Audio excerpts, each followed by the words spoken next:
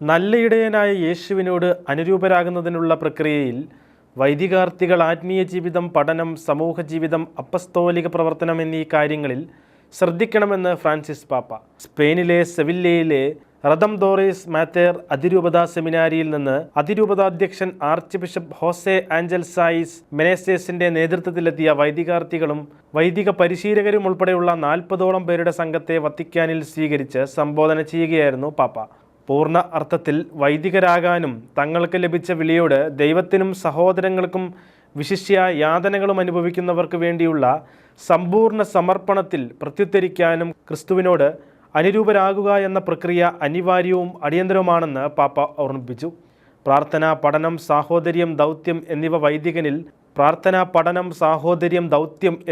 വൈദികനിൽ സമനയിക്കണമെന്ന വസ്തുതയും പാപ്പ എടുത്തുകാട്ടി. ദൈവത്തിൽ ഹൃദയമർപ്പിച്ചും കരങ്ങൾ തുറന്നു പിടിച്ചും കണ്ടുമുട്ടുന്നവരിലേക്ക് സുവിശേഷാനന്ദം പ്രസരിപ്പിക്കുന്നതിന് പുഞ്ചിരിക്കുന്ന മുഖഭാവം പുലർത്തിയും പരിശീലനത്തിൻ്റെ തീവ്രമായ സമയം പരമാവധി പ്രയോജനപ്പെടുത്താൻ പാപ്പ സെമിനാരി വിദ്യാർത്ഥികൾക്ക് പ്രചോദനം പകർന്നു.